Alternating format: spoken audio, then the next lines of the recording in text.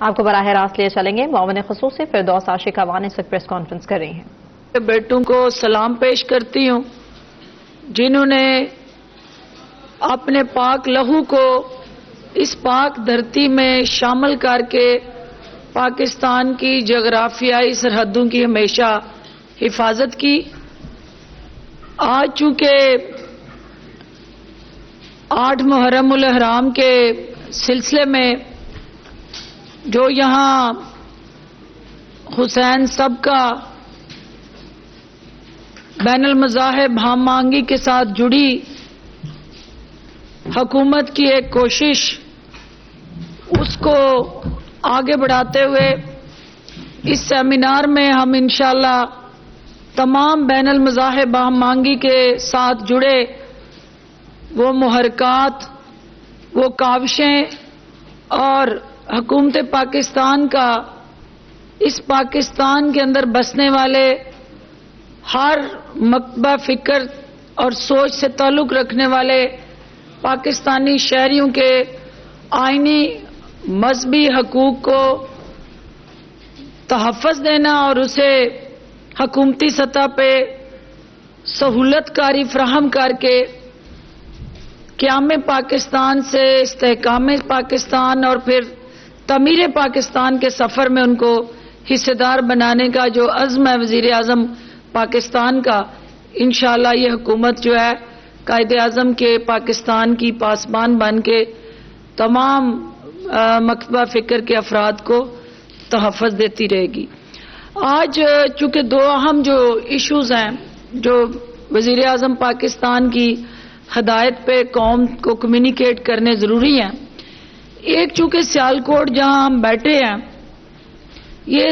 صنعت کاروں، مزدوروں، محنت کش کا شہر ہے اور یہاں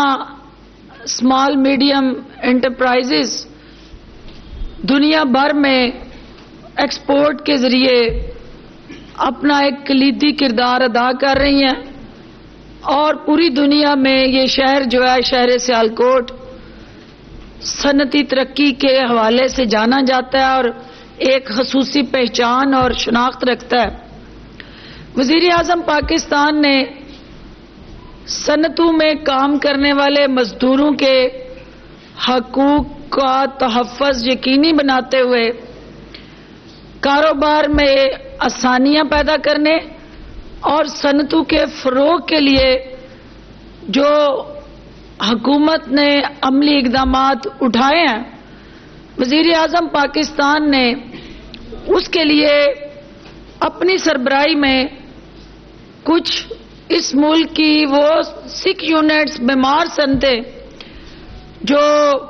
گزشتہ کئی دہائیوں سے آپریشنل نہیں ہے، فنکشنل نہیں ہے، ان کو بحال کرنے کا، ان کی ریوائیول کا، ان کی ریسٹرکچرائزیشن کا جو فیصلہ کیا ہے، اس فیصلے کے ساتھ جڑے کچھ عملی اقدامات ہیں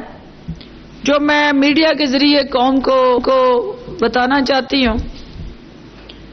کہ پاکستان کے اندر جو سب سے بڑا صوبہ ہے اس صوبے کی ایک پریزنٹ کی جو جھلک ہے پنجاب کی،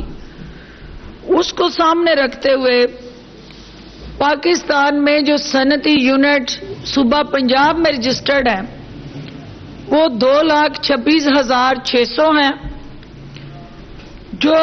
55,435 یونٹ جو ہے وہ آج کے دن تک ڈسکنیکٹڈ ہیں، یعنی وہ 6 یونٹ یا کسی وجہ سے وہ صنعتی ترقی میں وہ یونٹس جو ہیں اس وقت فعال نہیں ہیں. ای او بی آئی کے ڈیٹا کے مطابق کیونکہ 2,26,600 یونٹس میں سے ای او بی آئی کے ساتھ جو مزدور کے تحفظ کو یقینی بنانے کا ادارہ ہے اس کے ساتھ صرف 63,500 یونٹ رجسٹرڈ ہے. سوشل سیکیورٹی جو اس مزدور کی صحت، تعلیم اور باقی اس کی زندگی میں آسانیاں لانے کے لیے محکمہ جو ہے اس کی ذمہ داری ہے، اس کے ساتھ 77,448 یونٹس جو ہیں وہ رجسٹرڈ ہیں. اور لیبر ڈپارٹمنٹ جو پھر ان سب کو چینلائز کرتا ہے، اس کے ساتھ 22,475 یونٹ جو ہے وہ رجسٹرڈ ہے. یہ ایک ڈسپیرٹی جو ہے، عدم توازن، اور ایک آپ ڈفرینٹ فگرز کا ڈیٹا آپ کے سامنے لانے کا میڈیا کے سامنے یہ ہے کہ پاکستان کے اندر جو ادارے ہیں وہ اب تک ان کی آپس میں کوآرڈینیشن نہ ہونا، کنیکٹیوٹی نہ ہونا، ایک دوسرے کے ساتھ لیک آف انفارمیشن، اور اس کا بینیفٹ جو ہے وہ کس نے اٹھایا کہ وہ افراد، وہ لوگ، وہ صنعت کار، وہ ہمارے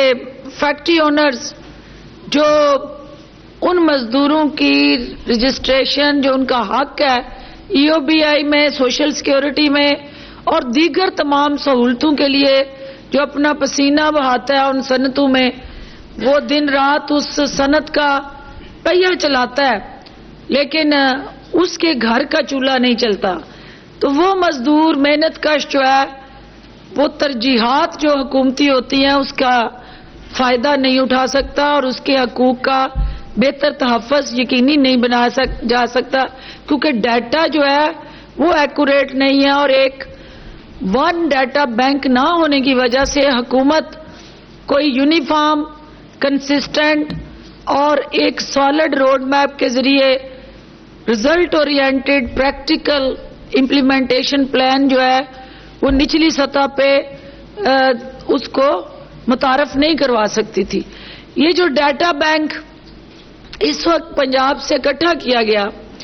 وزیر اعظم پاکستان نے جہاں ایک طرف مزدور کے حقوق کا تحفظ یقینی بنانا ہے کہ مزدور کے جو رائٹس ہیں ان پہ کسی طرح سمجھوتا نہیں ہوگا، اور انٹرنیشنل جو لیبر لاز ہیں اور یو این کے جو کنونشنز ہیں ان کے تحت ان لیبر اور مزدوروں کو،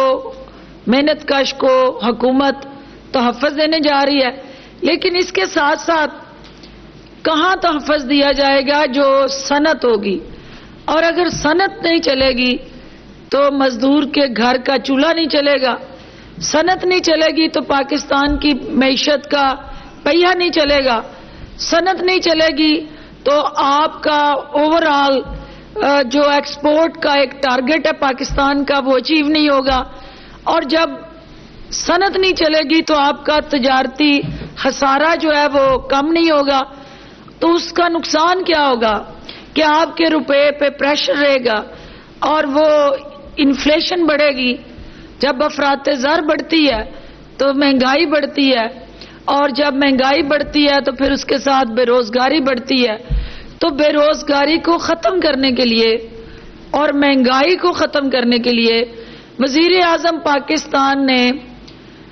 وہ تمام ممکنہ اقدامات اٹھانے کا فیصلہ کیا ہے جس میں جو صنعت کار ہے اس کو مختلف محکمے جا کے، جس طرح عام ٹوسٹنگ کے ذریعے ہر محکمہ اس کا خون چوس رہا ہوتا ہے صنعت کار کا، اور اپنی ذات کے لیے، کاز کے لیے نہیں، اپنی ذات کے لیے، اور کرپشن کی نظر ہوئے